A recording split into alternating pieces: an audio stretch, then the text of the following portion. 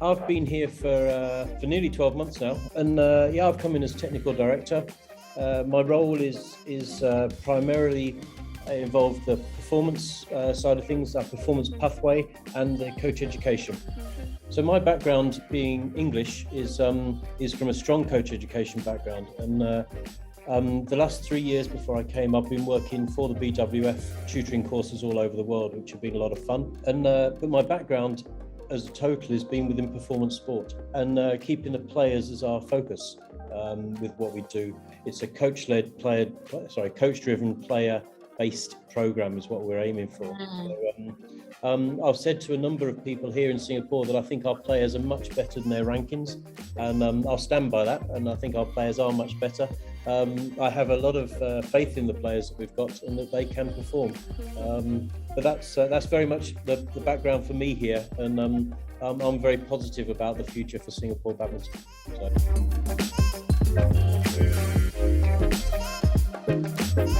The popularity here in Singapore is incredible. To be honest, it's very, very difficult for public to book courts. Yet there are a lot of badminton courts here in Singapore. It's gradually getting much more into I wouldn't say the school curriculum, but it's getting much more played in all of the schools. Overall, the sport is massively popular here. We've got a big catchment of young players for talent identification. So, things are quite good for us on that side.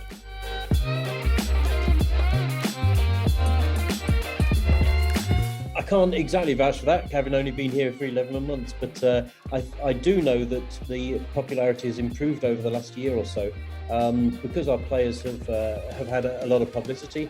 But if I talk from the last 2 months, we've had a massive increase. So some of the local academies here are talking about a 30% increase minimum in their registrations, purely based on the success that our players have had. Academies are talking about having longer waiting lists and everything for the kids wanting to join their academies. So I think the knock-on effect is coming through. And hey, look, we want more academies out there that can take on more kids. So.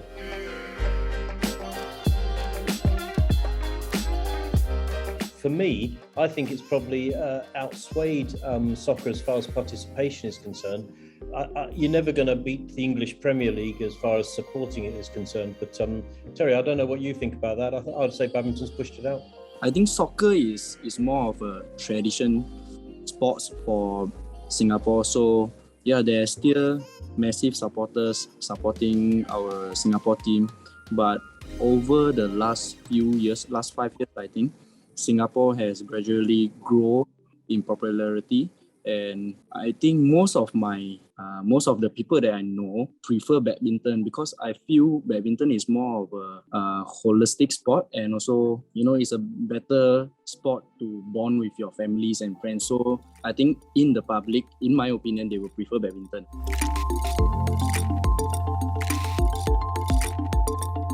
We've had restrictions here around the training. We've had to work around these restrictions. We've also been a little bit lucky because the Sport SG and the government have allowed us slightly looser restrictions for the national team for their training. The first step for the Singapore Badminton Association and the Sports SG was to arrange us for the vaccination. So with that done, we are able to train with more confidence, and of course we observe safe distancing and other measurements in training. We like Martin said, we can't cheat them. We have to work around it. So it's a little bit down, but this is what athlete's life is all about. So we have to be professional about it, and also keep working hard, keep motivated.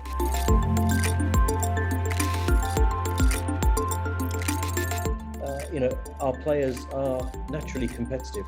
And to be honest, some of them were itching to get out there and compete, and it's what they're training to do. The rest of it has been a lot through their own dedication. The coaches have been trying to implement more interesting training programs for them and a bit more variation. Some of the singles players have had internships as well at the same time. So they've been able to get some more of their studies done. A couple of the doubles players have been able to rehab injuries effectively. But on the whole, the players have just got on with their training without the view of international competition. We've had some internal competitions, so we've organised them for these guys. I wouldn't say there's been anything tremendously special about it. There's been no secret weapon, if you like, during the training. The players have kept their physical side absolutely up there. Their technique has been worked on and improved in training. So it's been quite a strict training program for them, but they've all stood up to it. Yeah. So I think we're quite proud of the players and what they've done.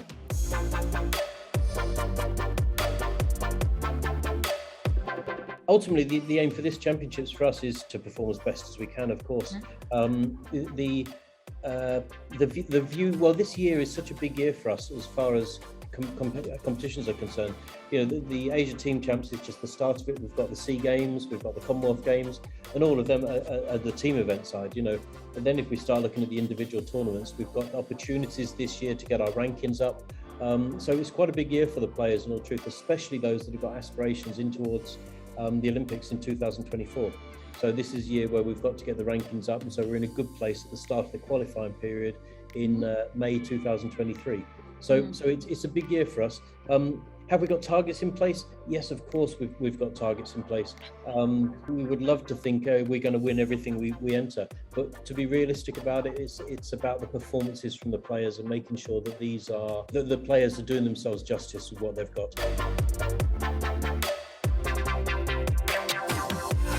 We would be Kelvin Ho with the singles, who's our assistant national team coach. We've got Yap Kim Hock and we've got Lim Pek Shah, who'll be coming with the doubles. Myself will be going along as ultimately team manager, I guess, keeping the players in check and making sure that everybody's where they're supposed to be at the right times. Terry mentioned just before his pathway that he's come through, where he's been at the Singapore Sports School and come through there into our national team and so on. And a lot of players have taken that route. So what we're looking to do over the next few years is strengthen the sports school, strengthen the programs they have. They've got a good system there. They've got good coaches involved. So part of my work is to work closely with them and improve what they're doing. We've got another system coming in called our regional training centres. We're going to have between 2 and 4 of these initially. These are going to be based at training the technical side of the players, young players. This is in the physicality when they're younger. As a main focus. There will be still obviously some work done on tactical and the mental side, but primarily it's going to be technical and physical. And this is aimed at making sure that we're training the young players so that they have weapons to succeed in the future. And of course having the correct technique, being physical enough to be able to do it, being tactically astute enough.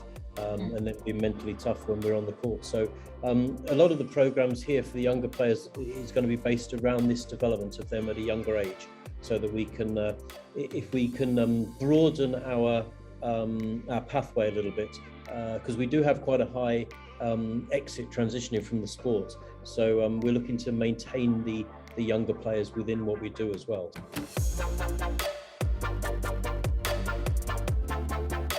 Ultimately 9 to 13, 9 to 14, 9 to 15, that sort of age.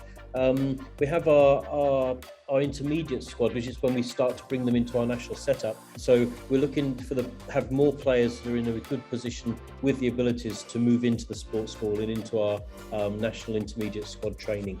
We are aware that we have an exit, a high level of exit from the sports, and yes.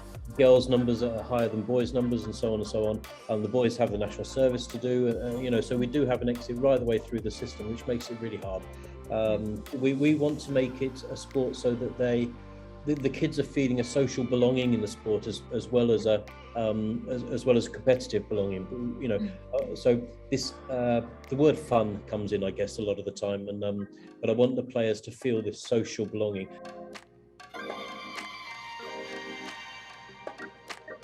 The goals are are quite clear, really. It's about we want, from a performance end, we want the players to be performing on the world stage. We want them to be as successful as they can possibly be on the world stage. From a performance perspective, players have an optimum level, and throughout their careers, we want them to achieve their optimum level and be able to maintain it for a series of years. We want a higher number of people playing. And so our participation figures, we're always wanting them to increase. We've got to have the court space to look after that, which is a challenge. But we are, there's a number of places where new courts have been set up just recently at the Expo Centre, at the Suntec City as well. Have got a new hall there. So these aren't just 3 or 4 courts. These are, I think, Expo is 25 courts. I mentioned about the participation numbers, but within that, we want to be able to improve with the young players their technical and their physical skills. So linking with the programs we've just spoken about previously, but making sure these players are coming through with good skills. That will broaden our performance pathway base, which in time will hopefully create this stronger performance platform for us. So, these are the aims for us. As an association, we want to become a much more substantial organisation.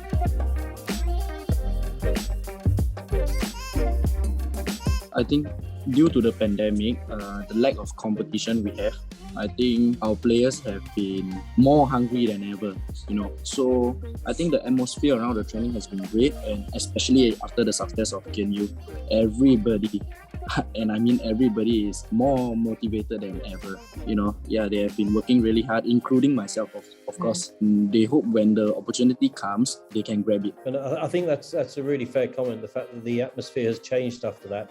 And if it proves one thing to all the players we've got in the hall, at whatever stage of their development they're at, they can achieve. Our players can achieve. We have good players here, and I firmly believe that they can achieve. I started playing badminton when I was, I think, 9 plus or 10 years old. I picked up badminton because my father was a leisure player. And I follow him to the court, and I find it very interesting, and that's where I pick up the interest. And I told my parents that, I love it, and I want to try to pursue it. And luckily for me, I think I have a little bit of talent in it.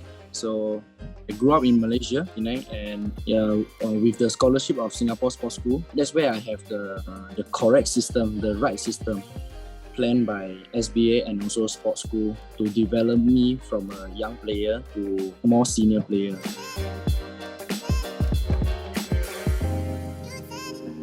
I was the national intermediate squad, maybe 15 years old, but I officially joined the national team, senior team. I was 17. So 10 years already.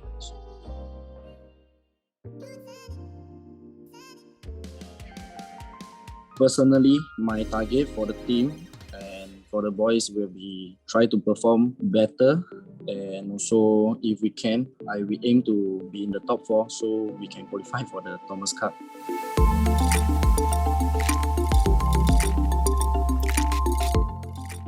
My target for the future will be, for the short term, we will try to improve my ranking. I was in the top 15 before, so I hope to work hard and get back there. It's not easy, but I think given the support we have, I'm confident that we will try to make it, yes.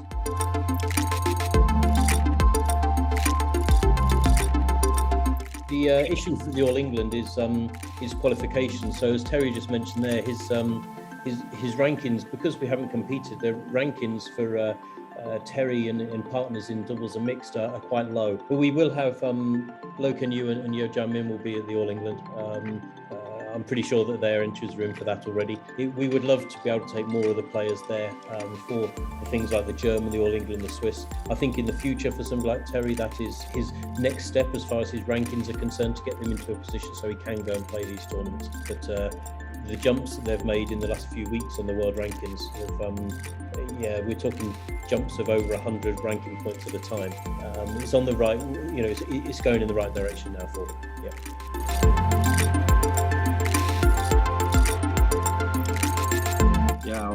I'll probably move into the national setup if given the opportunity. I would like to give back and also, develop the younger players, like the junior nowadays, and because I think they have good potential, and I just want to help them, and hopefully they can achieve better than us at this period of time. Yes.